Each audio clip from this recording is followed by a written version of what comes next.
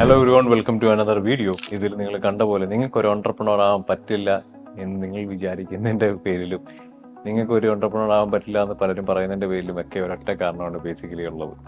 അപ്പം ഈ ഒരു കാരണം കൊണ്ട് മാത്രമാണ് നിങ്ങൾ പലർക്കും ഒരു ഇഷ്ടപ്പെട്ട ജോലി ചെയ്യാൻ പറ്റാതിരിക്കുന്നവരുണ്ടാവും, ഇഷ്ടപ്പെടാത്ത ഒരു ജോലി ഡെയിലി ചെയ്തുകൊണ്ടിരിക്കുന്നവരുണ്ടാവും, അല്ലെങ്കിൽ ഇഷ്ടമല്ലാത്ത ഒരു കോഴ്സ് പഠിച്ച് വീട്ടുകാർക്ക് വേണ്ടി കോഴ്സ് പഠിച്ച് അല്ലെങ്കിൽ ഒരു ഫാമിലിക്ക് വേണ്ടിയിട്ട് ജോലി, നിങ്ങൾക്ക് ഇഷ്ടപ്പെടാത്ത ഒരു ജോലി ചൂസ് ചെയ്ത് ഒരേ ദിവസം മടുത്ത് വർക്ക് ചെയ്യുന്നവരുണ്ടാവും. എന്നാൽ പോലും നിങ്ങൾക്ക് ഓരോരുത്തർക്കും ഈ പറഞ്ഞ പോലെ സ്വന്തമായിട്ട് എന്തെങ്കിലും ചെയ്യണം, അല്ലെങ്കിൽ ഒരു ബിസിനസ് ബിൽഡ് ചെയ്യണം, ഒരു ഓൺട്രപ്രണർ ആവണം, ബിസിനസ്സുകാരനാവണം, അല്ലെങ്കിൽ ലക്ഷറി ലൈഫ് ജീവിക്കണം. ഇങ്ങനെയുള്ള കുറെ ആഗ്രഹങ്ങളുള്ള ഒരുപാട് പേരായിരിക്കും നിങ്ങൾക്ക് ഈ ഒരു ലെവലിലോട്ട് എത്താൻ പറ്റാത്തതിന്റെ പിന്നിൽ നിൽക്കുന്ന ഒരേ ഒരു കാര്യമാണ്, നിങ്ങളുടെ പിന്നോട്ട് വലിക്കുന്ന ഒരേ ഒരു കാര്യമാണ്, നിങ്ങൾക്ക് ഇതൊന്നും ആവാൻ പറ്റാത്തൊരൊറ്റ കാര്യമുള്ളൂ: പേടി, ഫിയർ.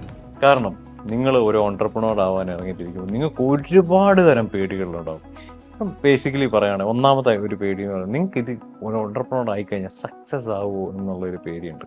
കാരണം നിങ്ങൾ നിങ്ങളുടെ ഒരു ലൈഫ് റിസ്ക് ചെയ്യുന്നു, അല്ലെങ്കിൽ ഒരുപാട് കാര്യങ്ങൾ റിസ്ക് ചെയ്തിട്ട് ഒരു ബിസിനസ്സിലോട്ട് ഇറങ്ങാൻ പോകുന്നു. നിങ്ങൾ ഈ പറഞ്ഞ പോലെ കാശ് ഇൻവെസ്റ്റ് ചെയ്യുന്നു, പൈസ ഇൻവെസ്റ്റ് ചെയ്യുന്നു, ബിസിനസ് ചെയ്യുന്നു, അല്ലെങ്കിൽ ചിലപ്പോൾ അറിയാത്ത ബിസിനസ് ആയിരിക്കാം, ബിസിനസ് ചെയ്യണം എന്നുള്ള ഒരു ആഗ്രഹത്തിന്റെ പുറത്ത് പോയി ചെയ്തായിരിക്കാം, കുറെ പൈസ നഷ്ടപ്പെടുവോ, അല്ലെങ്കിൽ ഇതിൽ സക്സസ്ഫുൾ ആവുമോ, അങ്ങനെയുള്ള കുറെ പേടികൾ നിങ്ങൾക്ക് ഉണ്ടാവും.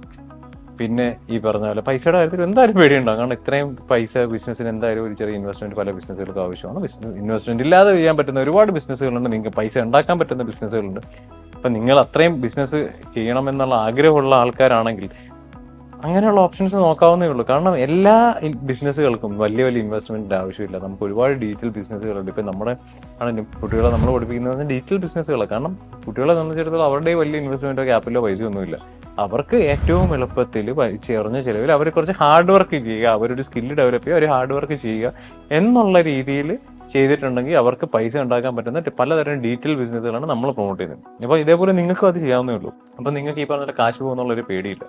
പിന്നെ ഈ പറഞ്ഞ സക്സസ് ആവുമോ എന്നുള്ളൊരു പേടിയുള്ളവരുണ്ടാവാം, കാശ് പോവുമോ എന്നുള്ളൊരു പേടിയുള്ളവരുണ്ടാവാം. പിന്നെ ഉള്ള ഒരു മെയിൻ സംഭവം എന്ന് പറയുന്നത് നാട്ടുകാരും വീട്ടുകാരും എന്ത് പറയും എന്നുള്ള പേടിയുള്ളവരുണ്ടാവാം. അപ്പം ഇതാണ് ഒരുമാതിരിപ്പെട്ട എല്ലാവരുടെയും. കാരണം തോറ്റുപോയാൽ എന്ത് ചെയ്യും? ഈ പറഞ്ഞ പോലെ വലിയ ബിസിനസ്സുകാരെ പോകുന്നെന്ന് പറഞ്ഞ് നാട്ടുകാർ പറയും, അല്ലെങ്കിൽ കൂട്ടുകാർ കളിയാക്കും, വീട്ടുകാർ പോലും സപ്പോർട്ട് ചെയ്യത്തില്ല. ഈ പറഞ്ഞ ഏരിയാസിലൊക്കെ നിങ്ങൾ മനസ്സിലാക്കേണ്ട ഒരു കാര്യം എന്ന് പറഞ്ഞാൽ, ഒന്നാമത്തെ കാര്യം ഞാൻ പറയുകയാണെങ്കിൽ, നിങ്ങളൊരു ജോലിക്ക് പോകണം. നിങ്ങളൊരു ജോലിക്ക് പോയി നിങ്ങളൊരു മാസം അവസാനം ആകുമ്പോൾ ഇത്ര രൂപ ശമ്പളം നിങ്ങൾ വാങ്ങിക്കുക. അപ്പം ഈ ശമ്പളം വാങ്ങിച്ചിട്ട് നിങ്ങൾക്ക് എന്തിനുള്ളതുണ്ട്? നിങ്ങൾ ഓരോ മാസം ചെയ്യുമ്പോൾ ഒരു 30,000 രൂപ ശമ്പളമാണ് നിങ്ങൾ ജോലി ചെയ്യുന്നെങ്കിൽ ഇപ്പോൾ 30,000 രൂപയാണ് കിട്ടുന്നത്. നിങ്ങൾ ഒരു വർഷം 30,000 രൂപയ്ക്ക് ജോലി ചെയ്യുക. ഇത് കഴിഞ്ഞിട്ട് നിങ്ങൾക്ക് ഒരു ദിവസം പെട്ടെന്ന് ഒരു എമർജൻസി വരിക, നിങ്ങളുടെ വീട്ടിലാർക്കെങ്കിലും വയ്യാണ്ടായി, നിങ്ങൾക്ക് ഒരു ഹോസ്പിറ്റലിൽ അവരെ അഡ്മിറ്റ് ചെയ്യണം, ഏറ്റവും അടുത്ത ആൾക്കാർ ആരെങ്കിലും ഒക്കെ ആയിക്കോട്ടെ, നിങ്ങൾക്ക് കൊണ്ടുപോകണം, നിങ്ങൾക്ക് അവിടെ അടയ്ക്കാൻ പൈസയില്ല. നിങ്ങൾ എന്ത് ചെയ്യും? ഈ പറഞ്ഞ ശമ്പളം കൂട്ടി വെക്കുന്ന നിങ്ങൾക്ക് ഒന്നും കാണില്ല. EMI അടച്ചു കഴിയുമ്പോഴത്തേക്ക് ബാക്കി ഒന്നും കാണില്ല. നിങ്ങൾ കടം മേടിക്കാൻ 100 രൂപ എടുത്ത് പോകേണ്ടി വരും. ഇതായിരിക്കും നടക്കാൻ പോകുന്ന ഒരു സംഭവം. കാരണം ഇപ്പൊ ബിസിനസ് ചെയ്യുന്നവരാണെങ്കിലും ഇതേ അവസ്ഥയിൽ തന്നെ നിൽക്കത്തില്ലെന്നല്ല പറഞ്ഞത്. What if it work out? ഇപ്പൊ നിങ്ങൾ ഈ പറഞ്ഞ ഒരേ സ്കെയിലിൽ തന്നെ ഒരു വർഷം നിൽക്കുന്നതാണ് ഏറ്റവും വലിയ റിസ്ക്. പക്ഷെ ഒരിക്കലും ബിസിനസ് നിങ്ങൾ ഇന്ന് തുടങ്ങുന്നിടത്ത് ആയിരിക്കില്ല നാളെ നിൽക്കുന്നത്. നിങ്ങൾക്ക് ഇന്ന് ബിസിനസിന്റെ ഓരോരോ സ്റ്റേജുകളുണ്ട്. നമ്മൾ ഈ പറഞ്ഞ പോലെ നമ്മൾ കാശ് ഉണ്ടാക്കുന്ന സ്റ്റേജിലുണ്ടാവും, ഈ ഉണ്ടാക്കുന്ന കാശ് പിന്നെയും പോകും. നമുക്ക് പല മാസങ്ങളിലും കിട്ടുന്ന ഒരു റവന്യൂവിൽ നിന്ന് നമുക്ക് ചിലപ്പം സ്റ്റാഫിന് കൊടുക്കാൻ മാത്രമേ കാണുള്ളൂ, അല്ലെങ്കിൽ അവർക്ക് ശമ്പളം കൊടുത്തു കഴിയുമ്പോൾ നമുക്ക് ചിലപ്പോൾ പട്ടിണി കിടക്കേണ്ടി വരുമായിരിക്കും, ഫുഡ് കഴിക്കാൻ പോലും പൈസ ഇല്ലാത്ത സിറ്റുവേഷൻ ഉണ്ടാവുമായിരിക്കും. അതൊക്കെ ഉണ്ടാവും. അല്ലെങ്കിൽ നമുക്ക് വീട്ടിലോട്ടൊന്നും ചെയ്യാനില്ലാത്ത പൈസ ഉള്ള സിറ്റുവേഷൻ ഉണ്ടാവും. ബിസിനസ്സിന് വേണ്ടിയിട്ട് എല്ലാം ഇറക്കിക്കൊണ്ടിരിക്കുക ഡെയിലി. കയ്യിലുള്ള കാശ് ഇറക്കി, കടം മേടിച്ച് കാശ് ഇറക്കി, ഭാര്യയുടെ സ്വർണം, അമ്മയുടെ സ്വർണം, വീട്ടുകാരുടെ സ്വർണം. അപ്പം ഇതെല്ലാം ബിസിനസ്സിലുള്ള സ്റ്റേജുകളാണ്. ബിസിനസ്സിലെല്ലാം എളുപ്പമാണെന്നോ എല്ലാവർക്കും പറ്റുമെന്നല്ല ഞാൻ പറയുന്നത്. പക്ഷേ what if it work out? നിങ്ങൾ ഈ പറഞ്ഞ 30,000 രൂപയാണ് 6 മാസത്തെ വരുമാനമെങ്കിൽ ഒരു വർഷം കഴിയുമ്പോൾ ചിലപ്പോൾ നിങ്ങൾക്ക് 3 ലക്ഷം രൂപയായിരിക്കും വരുമാനം. അങ്ങനെ ഒരു സൈഡ് എന്തായാലും ബിസിനസ്സിനുണ്ട്. അപ്പൊ അതിനെപ്പറ്റി നിങ്ങൾ ചിന്തിക്കുക. അപ്പൊ ഈ പറയുന്ന പോലെ ഇത് നിങ്ങൾ ഈ കാര്യങ്ങൾ സംസാരിക്കുമ്പോൾ നാട്ടുകാരെന്ത് പറയും, വീട്ടുകാരെന്ത് പറയുന്ന ആലോചിക്കുമ്പോൾ നിങ്ങൾ മനസ്സിലാക്കേണ്ട ഒരു കാര്യം, അല്ലെ കൂട്ടുകാരെന്ത് പറയുന്ന ആലോചിക്കുമ്പോൾ നിങ്ങൾ മനസ്സിലാക്കേണ്ട ഒരു കാര്യം, ഞാൻ നേരത്തെ പറഞ്ഞ അതേ സിറ്റുവേഷൻ നിങ്ങളുടെ വീട്ടിലുള്ള ഒരാൾക്ക്, നിങ്ങളുടെ അച്ഛനോ അമ്മയ്ക്കോ ആർക്കും ആയിക്കോട്ടെ, ഇത് ഇങ്ങനെ പറയുന്നുണ്ടെന്ന് വിചാരിക്കില്ല കേട്ടോ, നിങ്ങൾക്ക് മനസ്സിലാൻ വേണ്ടി ഞാൻ പറയുന്നത്.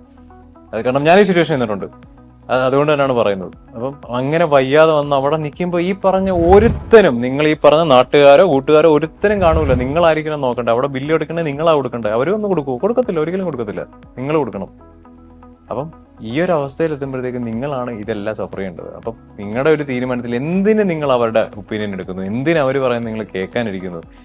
ഓക്കെ, നിങ്ങൾ ഒപ്പീനിയൻ എടുക്കുന്ന ഒരാൾ നിങ്ങളുടെ ബന്ധു ആയിക്കോട്ടെ, നിങ്ങളുടെ കൂട്ടുകാരനായിക്കോട്ടെ, നിങ്ങളുടെ ലെവലിലോ താഴെ നിൽക്കുന്ന ഒരാൾ, അയാൾക്ക് എന്തറിയാം ലോകത്തെ പറ്റി, എന്തറിയാം ബിസിനസിനെ പറ്റി? അല്ലെങ്കിൽ ഒരിക്കലും ചിലപ്പോൾ പലർക്കും ഈ പറഞ്ഞൊരു കാര്യമുണ്ട്, everybody wants you to do better but not better than them എന്നുള്ള ഒരു സെയിങ് ഉണ്ട്. അതായത് അത് തന്നെയാണ് എല്ലാ ആൾക്കാരുടെ ആറ്റിറ്റ്യൂഡ്. അത് ആൾക്കാരുടെ കുഴപ്പമൊന്നുമില്ല. പക്ഷെ നിങ്ങളൊരു അഡ്വൈസ് എടുക്കുമ്പോൾ നിങ്ങൾ എവിടെ നിന്നാണ് അഡ്വൈസ് എടുക്കുന്നത് എന്നുള്ളത് നിങ്ങൾ മനസ്സിലാക്കണം ആദ്യം തന്നെ. അല്ലാതെ ഈ പറയുന്ന അവര് പറയുന്നു ഇവര് പറയും, അവരെന്ത് വിചാരിക്കും, ഒരു നോബഡി ഗീവ്സ് എ ഫക്ക്. ആരും ചിന്തിക്കില്ല എന്താവുന്നു ഏതാവുന്നു എന്നുള്ളത്. നിങ്ങളുടെ കാര്യമാണ്, നിങ്ങളുടെ ലൈഫാണ്, നിങ്ങളുടെ തീരുമാനങ്ങളായിരിക്കണം. മെയിനായിട്ട് ഞാൻ പറഞ്ഞു തന്നൊരു കാര്യം ഇതാണ്, നിങ്ങൾ ഈ പറയുന്ന പോലെ സക്സസ് ആവും എന്നുള്ളത് പേടിക്കാതിരിക്കുക, നാട്ടുകാരെന്ത് പറയുന്നത് പേടിക്കാതിരിക്കുക, ഫൈനാൻഷ്യൽ സ്റ്റെബിലിറ്റി എന്നുള്ളത് പേടിക്കാതിരിക്കുക, അല്ലെങ്കിൽ ഇതുപോലെ കാശിറക്കിയാൽ പോകുന്നുള്ള കാര്യം പേടിക്കാതിരിക്കുക. ഇതെല്ലാം മനസ്സിലായി. നിങ്ങൾക്ക് പല രീതിയിൽ ഇതിനെ അപ്രോച്ച് ചെയ്യാം. റിസ്ക് ടേക്കർ ആണെങ്കിൽ റിസ്ക് എടുത്ത് മുന്നോട്ട് പോകാം. അല്ലെങ്കിൽ ഇപ്പം നിങ്ങൾ ഈ പറഞ്ഞ പോലെ കാൽക്കുലേറ്റഡ് ആയിട്ടുള്ള റിസ്കുകൾ എടുക്കാം. നിങ്ങളൊരു വർക്ക് ചെയ്യുന്ന ഒരാളുടെ ബിസിനസ് ചെയ്യണമെങ്കിൽ ചെറിയ ചെറിയ രീതിയിൽ റിസ്ക് എടുക്കാം. അതല്ലെങ്കിൽ നിങ്ങൾക്ക് ഒരു സേവിങ്സ് എമൗണ്ട് ഉണ്ടെങ്കിൽ നിങ്ങൾക്ക് ഇറങ്ങി റിസ്ക് എടുക്കാം. അതല്ലാതെ ഈ ഒരു വഴിയും അല്ലെങ്കിൽ ഒരു ബാക്കപ്പ് പ്ലാനും ഇല്ലാതെ ബിസിനസ്സിൽ പോയി കാശ് കളയാനല്ല ഞാൻ പറയുന്നത്.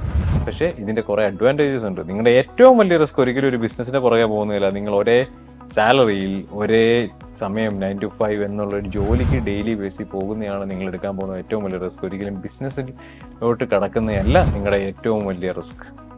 സോ എന്താണ് ബേസിക്കലി നിങ്ങളുടെ what's your thought on this എന്നുള്ളത് എന്തായാലും എന്നോട് കമന്റ്സിൽ പറയണം. അപ്പം ഇത്രയൊക്കെ എനിക്ക് പറയാനുള്ളൂ. അതുകൊണ്ട് നിങ്ങളുടെ കാര്യങ്ങൾ തീരുമാനിക്കേണ്ടത് നിങ്ങളാണ്, നിങ്ങളുടെ ശരികളാണ്, നിങ്ങളുടെ ജീവിതമാണ്.